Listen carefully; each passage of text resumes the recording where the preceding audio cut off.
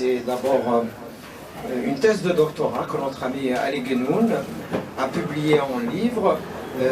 Je dirais que c'est un livre révolution, parce que c'est un livre qui, on va dire, détruit des clichés que nous avons ressassés depuis une cinquantaine d'années. Donc Ali Genoun est parti voir les acteurs du mouvement national algérien, il les a interviewés et puis il est allé voir aussi les archives et de la police et des services secrets français, etc. Donc Siniré Alim, bienvenue au café littéraire de l'Impondérable. Même si vous n'êtes pas très nombreuses. Et merci à Youssef. Mais je t'en prie. Donc, on va avoir un petit dialogue entre nous durant quelques minutes. Après, tu pourras aussi dire tout ce que tu voudras. Mais je te laisse le soin de présenter ce livre. Alors, ce livre, qu'est-ce que c'est que ce livre? Vas-y. Avant de parler du livre, en fait, il faut dire que la crise de 49, déjà par ses effets immédiats, c'est-à-dire de 49 jusqu'à 54, immédiats lourds, et ses prolongements, disons, moyen et à long terme, est un événement majeur dans l'histoire d'Algérie contemporaine. Les ruptures immédiates et puis lointaines qu'elle a engendrées sont des blocages à son traitement scientifique serein.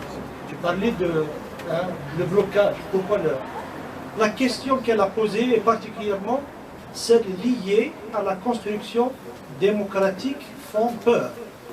Elle faisait peur en 1949, en 1954 et jusqu'à aujourd'hui. On s'interdit d'affronter un débat sur des questions jugées sensibles comme l'ethnicité, la région, le régionalisme, le localisme, dans une société algérienne assez éclatée, de peur de porter atteinte à sa cohérence. Je pèse le mot en disant plutôt assez éclatée, parce que la guerre de libération, ou la guerre d'indépendance, ou pour certains la révolution, a montré cet éclatement de la société.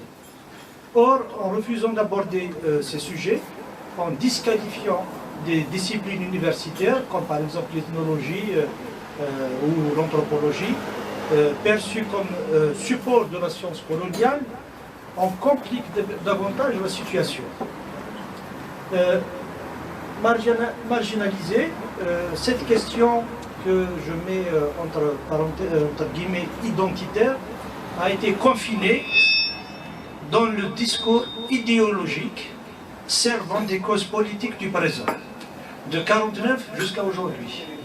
Et on reviendra dans le débat sur ces questions, comment cette cause a servi et sert toujours des causes politiques du présent. L'aborder me permettait de contribuer à ce que l'histoire de cette question soit l'affaire de l'université et non celle des officines politiques ou partisanes. Elle me donnait aussi l'occasion de traiter du problème de la conflictualité dans une société en construction. Et pour certains, quand on dit que la nation algérienne est en construction, ça les dérange, ça leur fait mal, mais c'est comme ça. La démarche de cette recherche a été guidée par une question fondamentale. Comment le référent identitaire kabyle est devenu un analyseur important, pertinent de l'histoire politique de l'Algérie contemporaine et du nationalisme radical et indépendantiste. Ce paramètre renvoie à des lignes de clivage, des éléments de conflictualité qui ont contribué avec d'autres à susciter des divisions et des suspicions au sein du parti du PPA, MTLD, puis du FLN-ALN. Ces ingrédients, qui sont au principe de la lutte politique, évoluent dans un cadre socio-historique et géographique bien déterminé, le nationalisme algérien depuis 1945 en Algérie, particulièrement en Kabylie et en France. La fin de la Deuxième Guerre mondiale favorise l'avènement de nouvelles formes d'organisation au sein du PPA. Et là, une nouvelle génération émerge, elle est porteuse de nouveaux questionnements sur le fonctionnement du parti, le projet insurrectionnaire, mais aussi la définition de la nation algérienne. Autant de paramètres importants, portant de facteurs de clivage qui vont susciter des conflits d'ordre politique qui vont se muer en un antagonisme identitaire fondé sur l'appropriation polémique et la manipulation politique des catégories classificatoires telles que la langue, l'ethnie, la région, la nation, etc. Tout ça va déboucher sur la crise qu'on appelle berbériste. Moi, je ne l'appelle pas berbériste. Je dis toujours la crise de 49 ou la crise dite berbériste. Dans ce livre, j'ai montré comment la question identitaire, élaborée par des hommes de religion, donc les ulama, pour définir l'identité algérienne, de même que la ventilation des composantes ethniques de l'Algérie, en arabe, berbère, etc., faite par les administrateurs coloniaux, repose sur des falsifications de l'histoire. J'ai évoqué dans ce même registre l'indissociabilité du politique et du religieux et le principe du consensus. Toutes les décisions du PPA, du FLN étaient prises par consensus. Quand je parle de la falsification de l'histoire, c'est-à-dire que, surtout pour les ulama, même s'ils reconnaissaient la profondeur de l'histoire jusqu'à Massinissa, mais il liait toujours Massinissa et les Berbères à l'Orient et à l'Arabie Saoudite.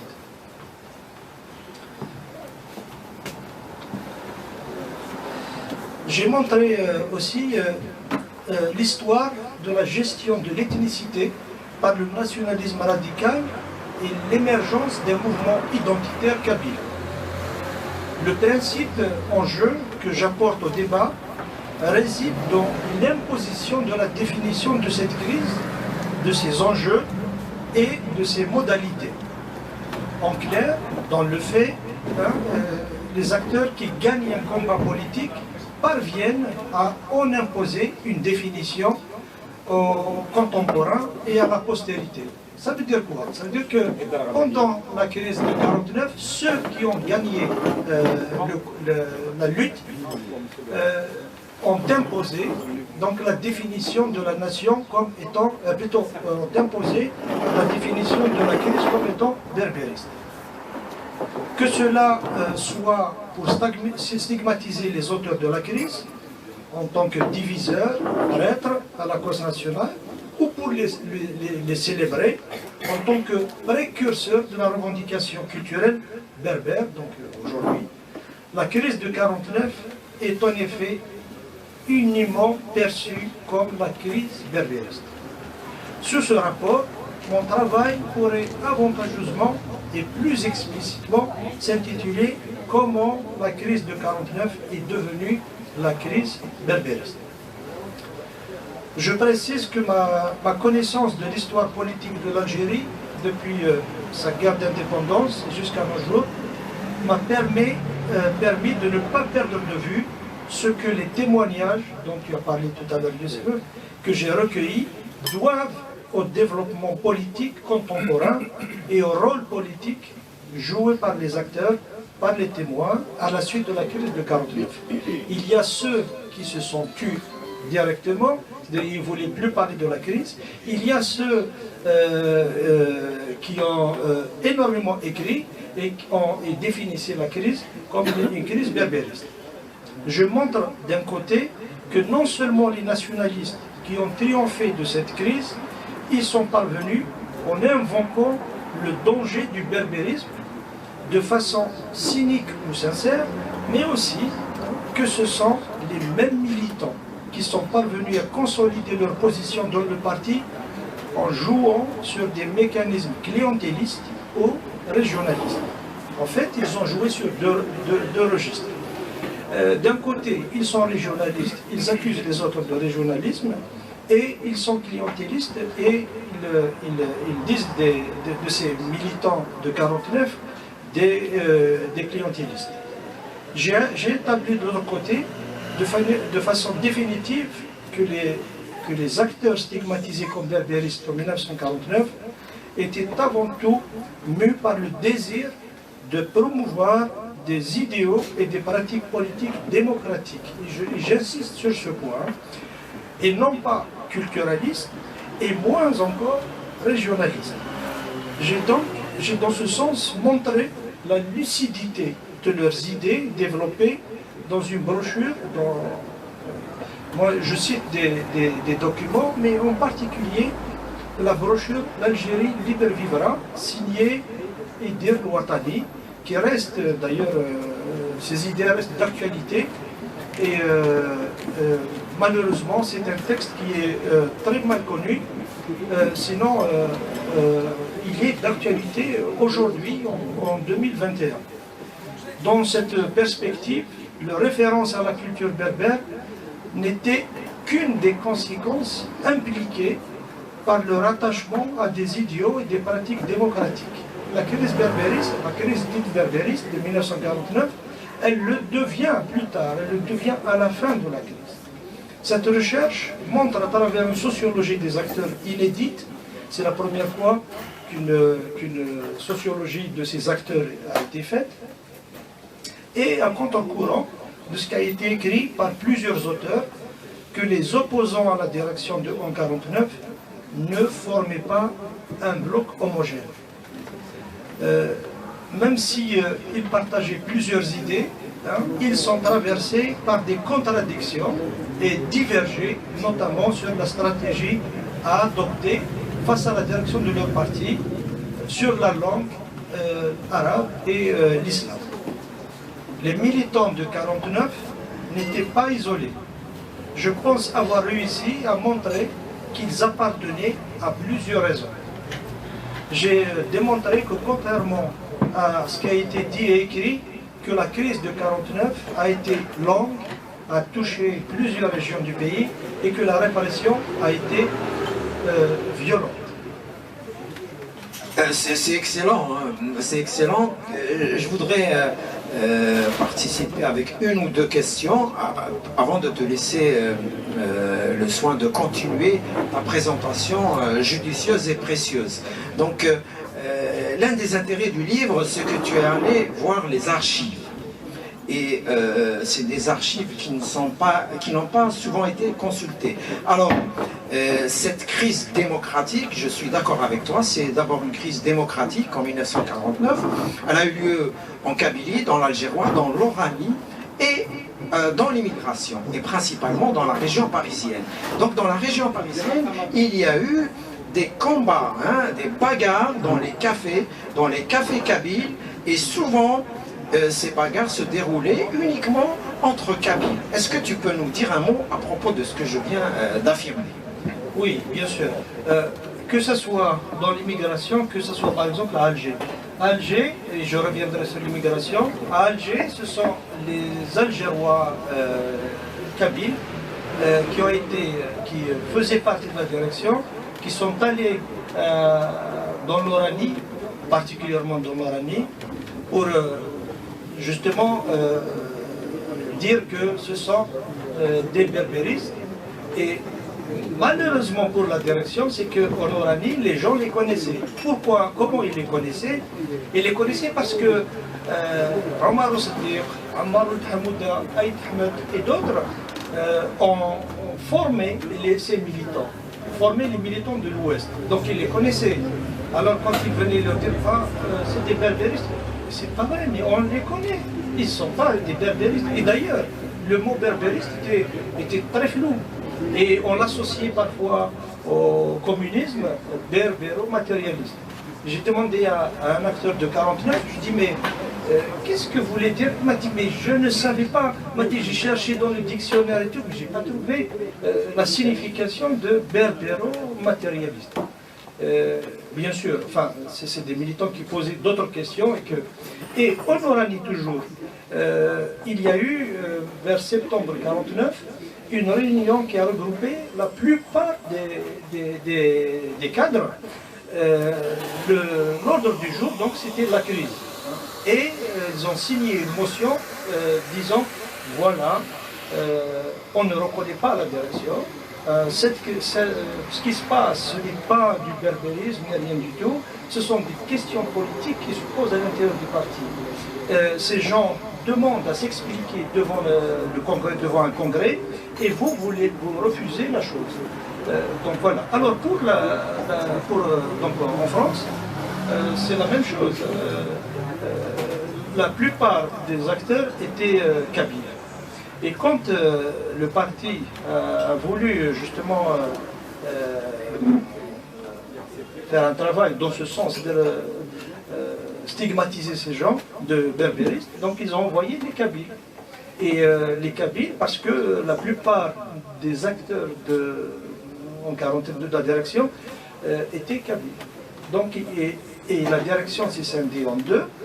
Je parle de la direction fédérale, c'est scindé en deux. Il y avait des gens qui étaient beaucoup plus avec des gens comme Mustafa Choukhé, qui habitent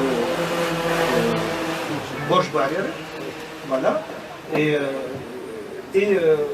d'autres comme, je reviendrai après, comme Derabah.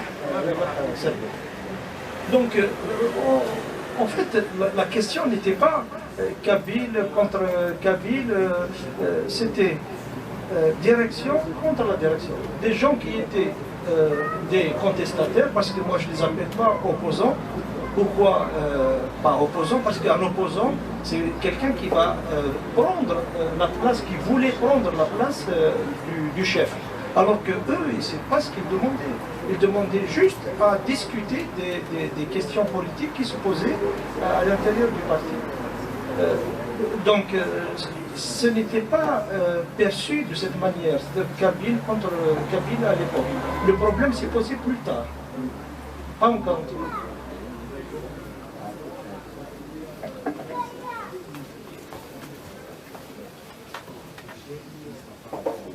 Oui, tu peux continuer la présentation. Donc, si tu veux je dis que l'intérêt de cette recherche ne se limitait pas aux contestateurs de 49, ni aux intellectuels. Bon, c'était de jeunes étudiants, on peut les qualifier d'intellectuels parce qu'ils ont produit des choses.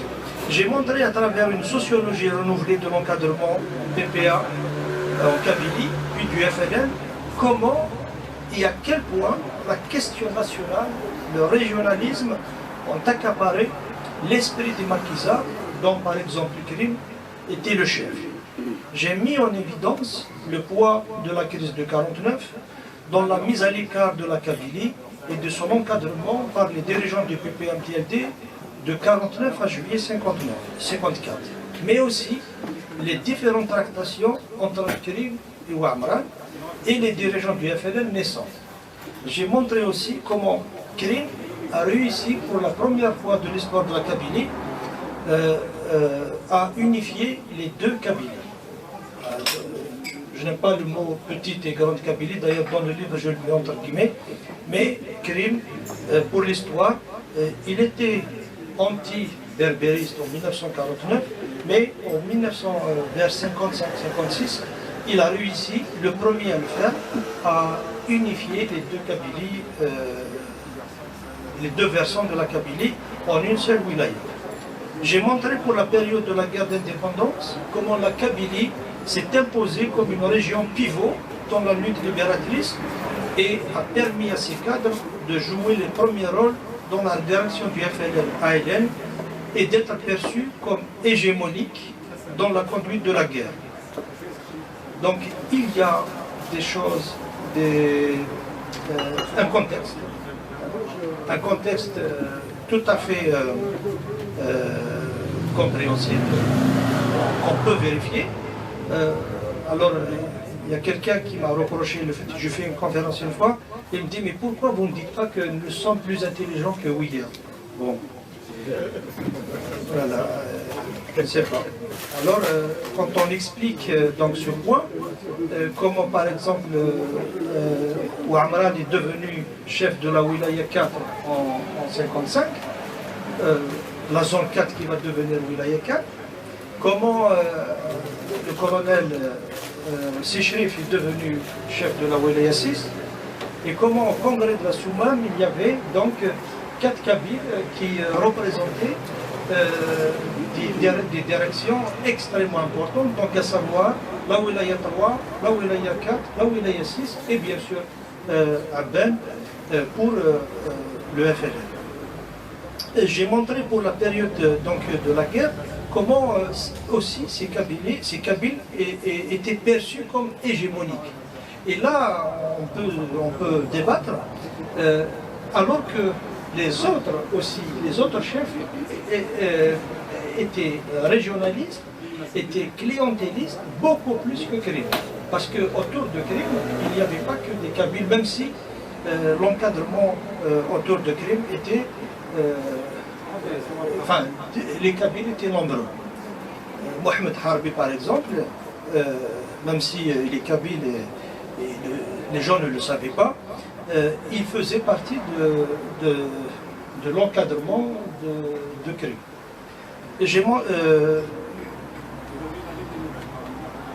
Alors, cette hégémonie a en quelque sorte exaspéré le sentiment anti-kabyle chez leurs concurrents.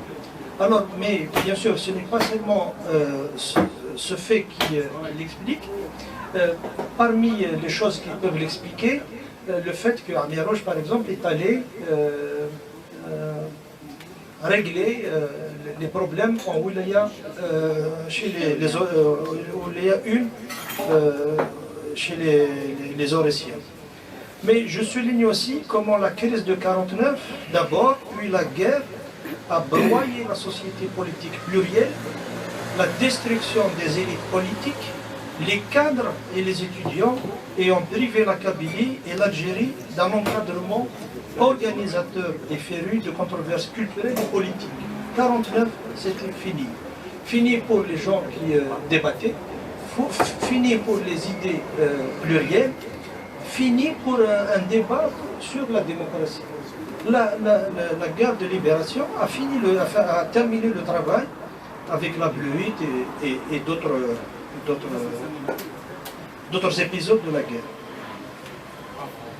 Donc, j'ai montré aussi comment et pourquoi des militants de 49 qui ont pourtant rejoint le FLN, ALN, ont été assassinés en Kabylie même.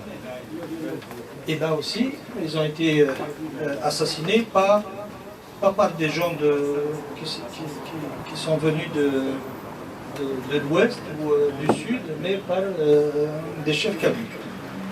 J'ai décrit les conséquences du congrès de la Soumam et l'extension territoriale de la zone Wilaya 3, et j'ai cartographié à travers une carte inédite les changements opérés entre le 1er novembre 1954 et le 20 août 1956. Pour le lecteur, peut-être que ce n'est pas très pertinent, mais pour faire une carte, c'est des jours et des jours de travail. Et d'ailleurs, à travers cette carte, on voit que le 1er novembre 1954, donc les limites de la wilaya de la zone 3, la Kabylie, c'était les limites de l'ancien arrondissement de Tizi Ouzou, à savoir donc le Djurdjura vers l'ouest, le Djurdjura vers Alger. Et le 20 août 1956, les limites ont dépassé donc Bni-Wartilen, etc. C'est jusqu'à Sétif, c'est la route qui mène de Sétif vers la mer. Et vers le sud, les limites étaient très très poussées vers le sud, jusqu'au sud de Messina. J'ai montré aussi la place prépondérante de la Kabylie dans le contrôle de l'immigration, ce qui m'a amené à mettre en exergue pour la première fois une deuxième crise berbériste en 1956 ici en France. Et d'ailleurs je ferai, si vous voulez, un lien tout à l'heure avec la fameuse lettre du CCE, de Aben, avec cette crise. Parce qu'on est parti très vite en besogne en disant que Aben a ordonné l'assassinat de tous les berbéristes en 1956. L'ethnicisation du débat a été lancée en 1949. La propagande anti-kabyle est depuis ressassée à chaque crise politique majeure, au moment de la lutte pour le pouvoir ou de contestation du pouvoir. La guerre d'indépendance, la révolte du FFS, la création de l'Académie berbère, le printemps berbère de 80, l'assassinat de Maïtoub en 98, 2001 et aujourd'hui, durant lequel le régime a activé ses relais et sa presse pour fustiger le danger kabyle et montrer du doigt l'ennemi intérieur. Il a utilisé les mêmes procédés dans la vallée du Mzab et chez les Touaregs, comme il l'a fait dans d'autres régions, en réactivant des rivalités ancestrales entre tribus. Et ça, on ne le voit pas, mais des politologues et des anthropologues qui ont travaillé sur les hauts plateaux le montrent très très bien. Le pouvoir algérien est expert dans ce jeu dangereux de la manipulation. Il a réussi là où le colonialisme a échoué, à savoir diviser les Algériens. Comme vous le savez très bien, il est difficile d'être historien dans une société dans laquelle certains ne cherchent pas du tout à comprendre ce qui s'est passé, mais à justifier des positions du moment et à donner des versions rassurantes de l'histoire, loin de l'objectivité que m'impose moi ma formation, ma discipline.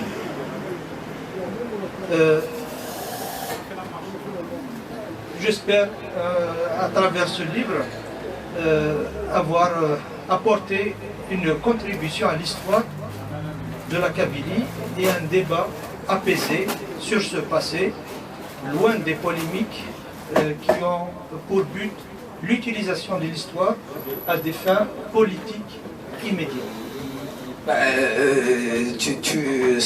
Tu es mon ami, mais je me permets de dire que quand même, ce livre fera date. Il fera date parce que tu as été aussi très objectif et tu as été critique vis-à-vis même des gens que tu as interviewés.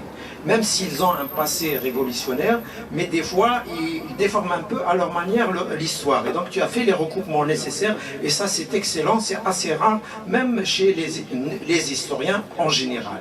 Je voudrais que tu nous dises un mot. Donc, quand le groupe, on va dire, qui a proposé une nouvelle identité, une nouvelle démarche démocratique en Kabylie, et principalement en Haute-Kabylie, est éliminé, il y a quand même des gens qui vont prendre la région en main, et c'est principalement Aben et Klim, n'est-ce pas? Non, pas Aben. Pas à ce point? Non, pas Aben, mais c'est Klim. En fait, bon, et aussi, je n'ai pas bien sûr parlé de tout ce que j'ai écrit, de tout ce que j'apporte dans le livre. Parmi les choses aussi, il y a un épisode qui est très mal connu, voire pas du tout connu, à savoir la période de 49 jusqu'à 54. En fait, cette période est un petit peu sombre et tout le monde croyait que, voilà, y compris mon professeur Tavier, et pourtant il connaissait très bien l'Algérie, croyait que c'est Krim qui a pris le pouvoir en Kabylie de 1949 à 1954. Et bien non. Il a joué un rôle en 1949. Par exemple, il a voulu assassiner Ali Farhat, donc l'un des contestataires de 1949. Il a tiré sur lui en Kabylie. Et après, il y a eu une manipulation de la presse. Tout à l'heure, les Varra ont discuté de la presse, les manipulations de la presse. Donc la presse a manipulé cet événement. Je parle de la presse française, en disant il y a un parti, le PPK, un parti du peuple kabyle qui vient de naître. Voilà le précurseur de l'indépendance de la Kabylie. Et en lisant comme ça avec mon épouse, plutôt parce que Benay à l'époque, il a tout fait pour dire non, on n'est pas des berbéristes. Et voilà. Le PPK ne pouvait pas exister, n'existait pas. Voilà. Donc, alors, la prise en charge de la Kabylie, en 1949, c'était principalement par Abed, et plutôt par Krim et d'autres. Le rôle de Ouamran est beaucoup plus nuancé parce que Ouamran est resté tout le temps en contact avec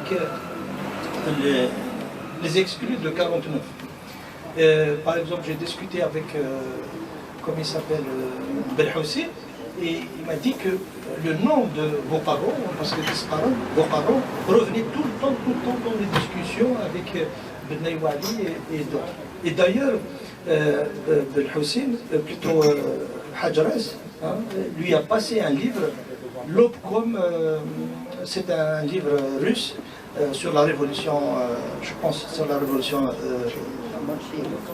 pas bolchevique, c'est une révolution dans l'Ouest, dans le pays de l'Est, et en Biélorussie, voilà.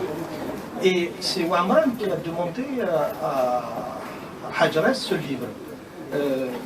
Et énormément de gens pensent que voilà, c'est un maquisard, donc c'est un ignorant, c'est quelqu'un qui ne lisait pas. Alors il n'était pas du tout d'accord avec Krim sur justement l'exclusion et toute la violence, que ce soit verbale ou physique. Et la Kabylie sera dirigée, et quand je parle de l'organisation de la Kabylie, je parle de la Kabylie de l'Ouest, donc ce qu'on appelle la Grande Kabylie, a été dirigée par un ancien membre de l'OS. Puis après, où il a été arrêté, il a été remplacé par un gars, un militant, un chef de l'Orwad, dont on ignore le nom jusqu'à maintenant, Qarnansken Shir. Shir parce qu'il mettait un chef, voilà. Et il a été arrêté à son tour, puis Smith, le chef de l'OSNI, a été relâché, puis il reprend du service. Krim et Ouamran sont restés subordonnés, sont restés des chefs du Daïra. Voilà. Mais c'est en 1954, c'est avec la crise de 1954 que émerge Krim et Ouamran une deuxième fois. Alors, il y a un fait extrêmement important de 54, de 49 à 54, quand l'organisation des wilayas du parti se réunissait à Alger, donc à la direction, celle de Kabylie se réunissait toute seule. Bien sûr, ce n'est pas un désir de Krim de s'isoler, mais c'était la direction qu'il mettait, enfin, il programmait la réunion soit un jour avant, soit un jour après la réunion. Jamais ils ne se rencontraient avec les autres chefs de wilaya. Et pourquoi? Tout simplement parce que la direction, à partir de 1949, ne voulait pas que des dirigeants de la Kabylie se rencontrent, se voient avec d'autres chefs des autres wilayas. En 1954, quand éclate la crise du NTLD, eh bien la Kabylie, Krim Ouamran, ne le savait pas. Et ils l'ont su grâce à une lettre, à peu près mars 1954, donc très tard, parce que la crise a commencé en 1953, une lettre envoyée par un militant d'ici à un chef de Daïra, à Ahmad Driss. Et quand Ahmad Driss la reçoit, il lui parle d'une crise du parti en France. Et il est allé voir Krim, il a dit ce seul, on va discuter après. Et donc ils sont allés voir la direction au niveau d'Alger, et c'est comme ça qu'ils ont su que réellement il y avait une crise. Qu'est-ce que ça montre? Pourquoi je raconte ce fait? Tout simplement pour dire que la direction de la Kabylie était extrêmement isolée. Alors que la direction sous Neyouali était tout à fait l'inverse. C'était les Kabyles qui allaient dans l'ouest, dans l'est, dans le sud pour organiser le parti, qui organisaient des sections, qui formaient des sections.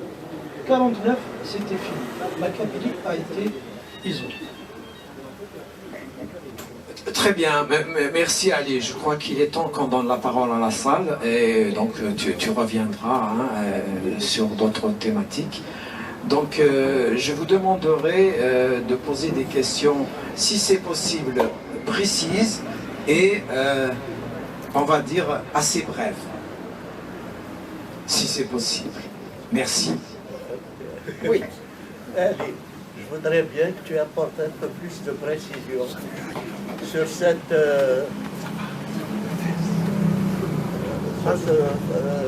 petite, ce petit bouquin là, sur le Idir Watani. Parce que c'est un ouvrage très important qui est en avance même par rapport à maintenant, à notre temps. Ah oui, tu fais bien, Ben. En fait, vers à peu près vers 47, décembre 47, le parti a demandé à Marud Hamouda. Pourquoi Marud Hamouda? Parce que c'était un étudiant, enfin, il n'était pas étudiant, mais était lycéen, et il avait une place importante au sein du parti. Qu'est-ce qui se passe? C'est qu'on lui demande d'écrire un rapport qui va servir de plateforme pour le parti. Eh bien, ce rapport a été utilisé par le parti et plus tard, au début de la crise,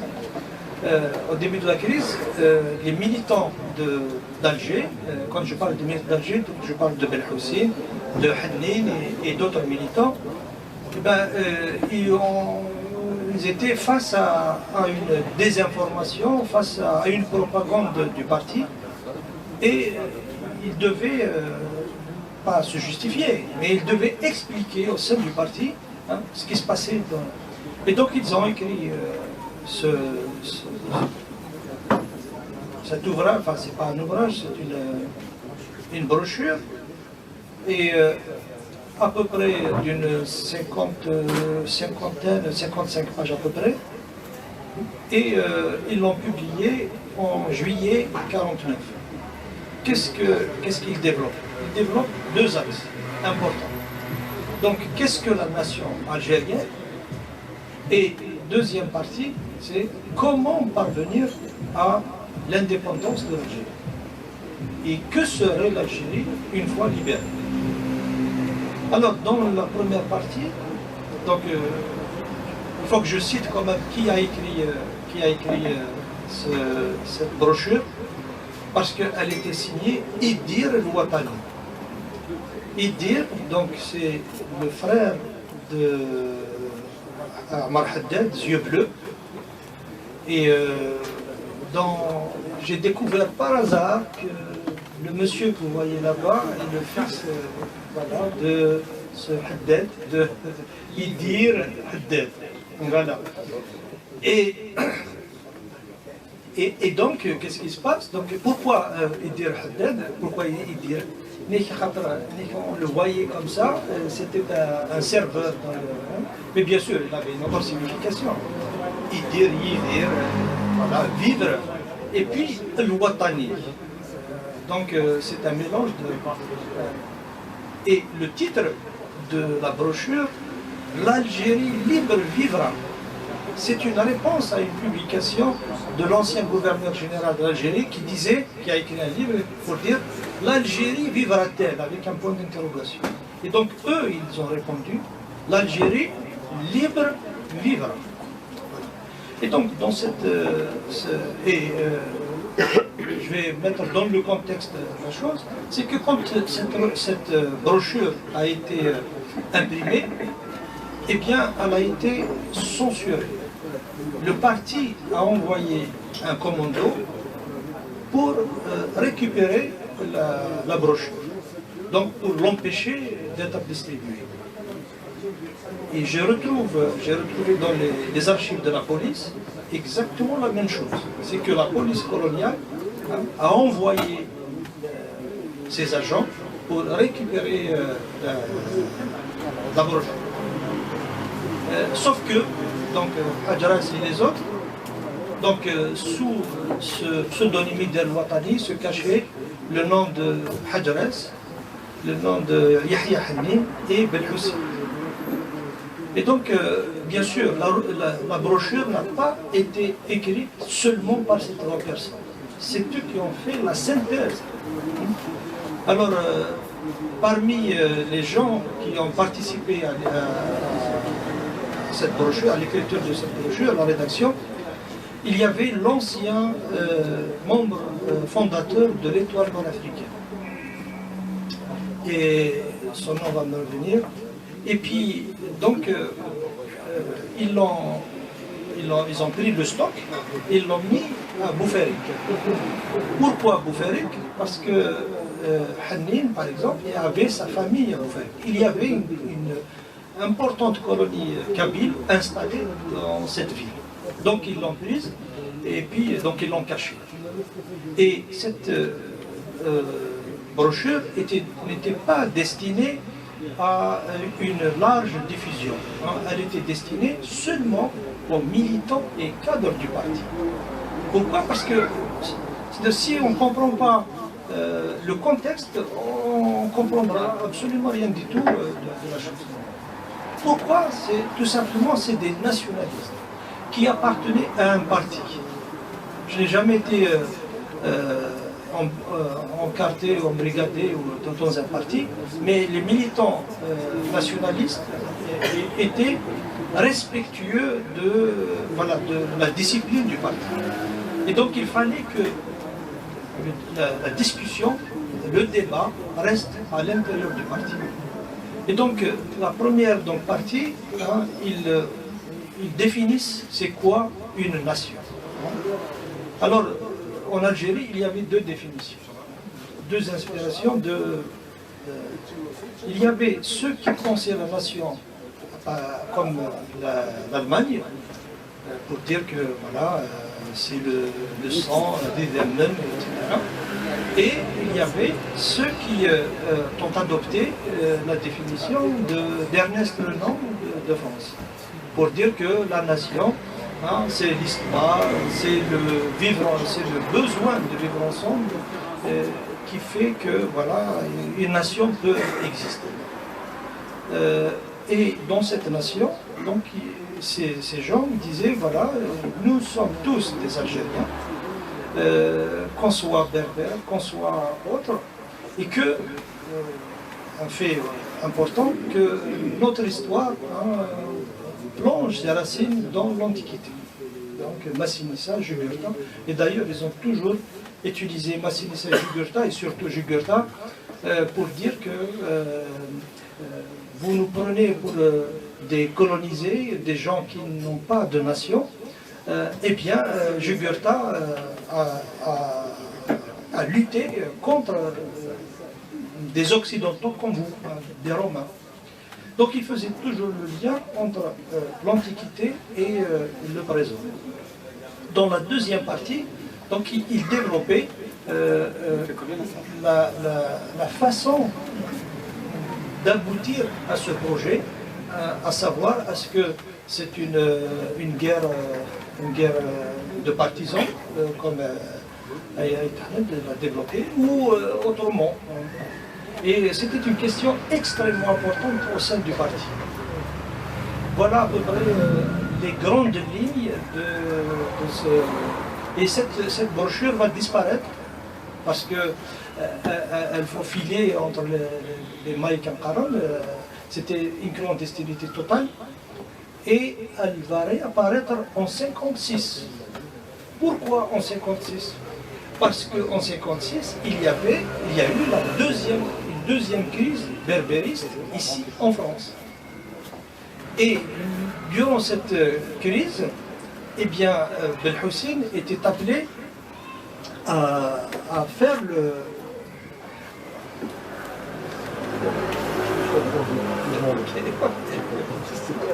Il n'y a pas de souci. Et donc, c'est très important parce que...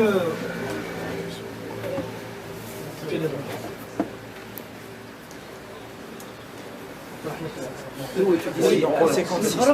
En 56, donc, en 56, qu'est-ce qui s'est passé? C'est qu'il y a eu une deuxième crise ici en France. C'est une crise de leadership. En fait, il y avait donc des militants qui ont créé les premières cellules du FLN ici. Il se trouve que ces militants étaient d'anciens exclus de 49.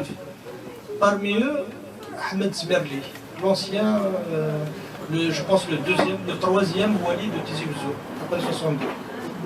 Et alors, ils ont créé des cellules, les premières cellules, ils ont commencé à ramasser de l'argent et à embrigader des gens, c'est-à-dire à créer vraiment des cellules et à se préparer pour acheter des armes. Et ils envoyaient l'argent en Kabylie pour alimenter le FLN. Et qu'est-ce qui s'est passé? C'est entre-temps, Boudiaf envoie d'autres cadres. Et parmi ces cadres, Ahmed Doum et l'ancien membre des 22, Mohamed Mechati, quand ils sont arrivés, eh bien, les gens qui étaient ici leur ont dit, mais vous ne pouvez pas prendre notre place. Venez avec nous, il n'y a pas de souci. Nous avons déjà créé une fédération. Et les autres ne voulaient pas les reconnaître. Et moi j'ai posé la question à Ahmed Doum, j'ai dit, mais pourquoi vous les avez accusés de berbéristes? Est-ce qu'ils ont produit quelque chose? Est-ce que moi je voulais retrouver des documents? Il m'a dit, mais ils n'ont absolument rien produit. Je dis donc, il y avait un discours dans les cafés. Il m'a dit, mais non, il n'y avait absolument rien. Je dis, mais... Et pourquoi vous les avez accusés alors de berbéristes? Alors il m'a dit, allez, moi je suis kabyle, parce que la Kabyle on dit, il dit, en 49 ça a marché. Pourquoi en 49? Comment il le savait? Tout simplement, il a fait partie des commandos en 49 de ceux qui ont pris part qui ont chassé ces berbéristes à Alger. Je dis, alors mais comment? Il m'a dit, eux, ils nous appelaient centralistes, ce qui était un petit peu vrai. Il m'a dit, nous, on n'avait absolument rien à leur opposer. Il m'a dit, ben, nous, comme ils viennent de Kabylie, comme ça a marché en 49, on les a appelés berbéristes. Il m'a dit, et ça a marché. Et c'est vrai, ça a marché. J'ai retrouvé une lettre, un rapport envoyé par Zmerli à Abben, où il expliquait justement comment, pourquoi cette crise, pourquoi. Et si je parle d'Ider Ouattani, c'est que de passage, Belhoussine a été menacé de mort par Amirouche, et donc il va vers Abben et lui dit voilà comment faire. Abben l'a envoyé en France faire une escale vers la Tunisie. Et donc il arrive ici, il trouve une crise berbériste. Et donc il a dit mais vous êtes fous, mais c'est quoi cette crise? Et donc il a fait sortir un exemplaire de la brochure d'Ider Ouattani pour expliquer la chose.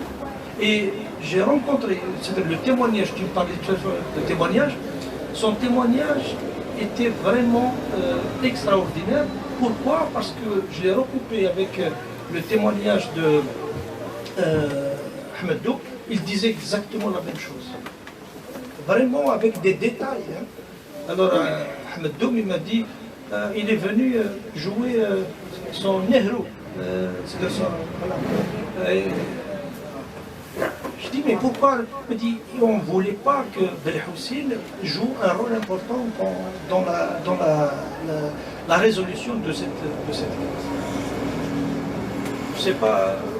Parce qu'en fait, on peut parler de cette brochure Oui. très très longuement. Non, mais tu rappelles seulement qu'elle a été rééditée. C'est dommage, elle n'a pas eu le succès qu'elle mérite. Elle a été rééditée en Algérie. Et ici aussi, même sur Internet, je crois qu'on la trouve facilement. Il y a Harbi aussi qui l'a... En fait, le premier à la publier, c'est Non, mais Harbi. pour que, si les gens veulent la lire aujourd'hui, où est-ce qu'ils peuvent la trouver? Oui, je pense qu'il y a déjà le site. En français. C'est en français. Le site de Hajres, il l'a publié. Voilà. Alors, mon prochain bouquin, ça sera, il y aura une partie réservée à cette brochure. Très bien. Ben, tu peux donner le micro à M. Haddad.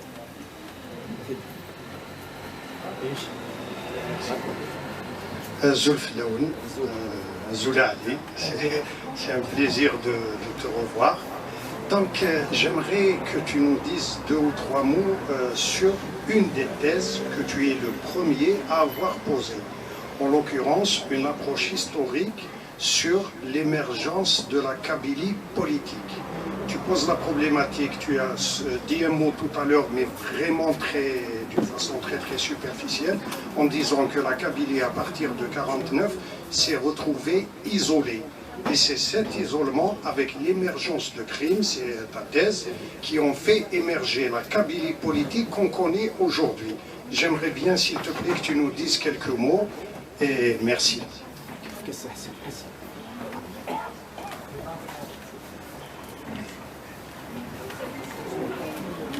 Oui. Alors, pour les détails, je revois les gens à mon livre parce qu'il y a énormément de détails et malheureusement, il y a un journaliste algérien qui a écrit que c'était trop. Pourquoi il a donné autant de... Voilà. Et puis, il y a quelqu'un d'autre qui me dit qu'il fallait simplifier. Et en discutant avec Harbi, il fallait simplifier. Il m'a dit, mais moi je ne prends pas les gens pour des, excusez-moi le terme, pour des cons. Il faut lever, enfin, il faut que le niveau, je ne les prends pas comme, voilà, j'ai écrit une thèse et je sais que elle est à la portée de beaucoup de gens, des gens qui lisent. Donc pour revenir à Krim, c'est vrai, enfin, à partir de 1949, alors quand je parle de Kabylie, je parle de l'organisation du parti, hein, le parti PPA-MTLD, puis après le FNL. Jusqu'à 1949, la Kabylie était vraiment le centre en fait. Pourquoi le centre? Tout simplement parce que, il y a pour la première fois d'ailleurs à partir de 1947, il y a eu des cadres qui ont occupé des postes au comité central, au bureau politique. Le bureau politique c'est Ahmed et Omar Osdir. Et pourquoi je dis central? Parce que, en fait, par exemple, l'OS s'est organisé autour de Smith Aït Ahmed et bien sûr Marot Hamouda. On ignore le rôle joué par Marot Hamouda, mais c'était un rôle extrêmement important. Donc, 49, hein, c'est fini. Donc, on a exclu ces gens qu'on a présentés, parce qu'on savait que ce n'était pas vrai, mais qu'on a présenté comme un danger. Et d'ailleurs, tout le discours, je le décortique, je montre pourquoi ce discours, pourquoi le discours anti-berbériste a pris, et pourquoi, y compris les Kabyles, l'ont repris à leur compte. Et à partir de 1949, donc c'était fini. C'était fini, la Kabylie reste... on peut dire beaucoup de choses, hein, parce que aussi, avec Benaï, c'était des intellectuels, des gens qui ont fait l'université, et avec Ouamran, tous des maquisards. Ce n'est pas un hasard, hein, voilà. Et puis, à partir de 1949, aussi, hein, les gens, les militants étaient armés, les cadres étaient armés. Quand je dis armés, c'est-à-dire qu'ils pouvaient agir, hein, sur des opposants. Et aussi, à partir de 1949, c'était l'exclusion. Et attention, l'exclusion, c'était une mort politique. Hein, une vraie mort politique. Et tout le monde, du jour au lendemain, ils se sont retrouvés sans parti, Et il y a des cas où on a interdit aux femmes des militants de rencontrer les femmes des exclus. C'est-à-dire que c'est allé très très très loin. Pourquoi? Parce que le parti, et surtout en Kabylie, était vécu comme un village. Et voilà. Et le père, c'est Messali. Et quoi qu'on en dise, de ce Messali était adoré en Kabylie, hein, jusqu'à 56 ans moins, voilà, était adoré en Kabylie. Oh, ils l'ont chanté, Aït Ahmed, Aït Amran, voilà. Quand il est venu, par exemple, en 1947 en Kabylie, hein, c'était un raz-de-marée. Hein, des gens sont venus à pied. Et il y a quelqu'un qui m'a raconté une histoire. Il dit, j'étais scout, hein, à Touavan, et bien il est parti à pied, pieds nus. Pieds nus, voilà. Pourquoi ça? Mais ça livre. C'était un demi-dieu. Hein, voilà, et donc il faut, hein, remettre les choses dans leur contexte. 49 aussi, c'est la mort d'un travail collectif. C'est que avec Wali Benel, les militants, les cadres réfléchissaient en groupe. C'était unique. J'ai posé la question à plusieurs cadres des autres wilayas du PMTLD. Eh bien, les gens ne discutaient pas en groupe. C'était bien cloisonné, etc., des militants, et il fallait faire passer le message d'une manière hiérarchique. Alors qu'en Kabylie, avec Siwali Benay, on discutait de tous les problèmes. Et donc c'était la mort d'un débat, de débat sur ce qui est. Voilà, c'est fini. Donc en 1954, quand Krim a été sollicité par les cinq, et donc il ne voulait pas être rattaché à Alger.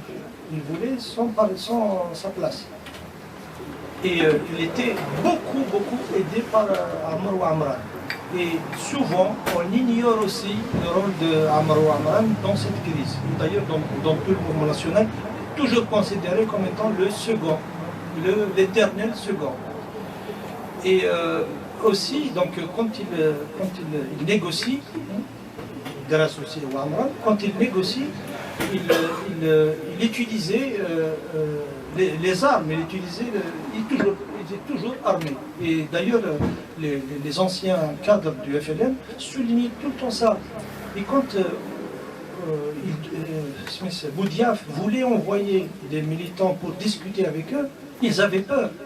Ils vont nous tuer si on va en Kabylie. Et d'ailleurs, la première rencontre ne s'est pas déroulée en Kabylie.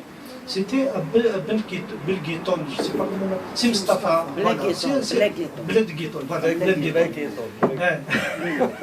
Et c'était la lisière, c'était la frontière entre la wilaya de Kabylie et l'Algérie. Et donc, à quel point on avait peur de ces cadres, de ces militants. Donc, peu importe, il impose l'érection de la Kabylie en wilaya. Et pourquoi aussi? Parce qu'ils étaient armés, c'est-à-dire qu'il avait une pléiade de militants qui étaient voués. Enfin, pourquoi? Parce que c'est Krim et Ouamran qui les ont installés. Voilà. Et bien sûr, hein, tu fais signe Idrimen, il dépendait aussi de... Voilà. Sans aller dans les détails, donc Krim impose la Kabylie comme wilaya,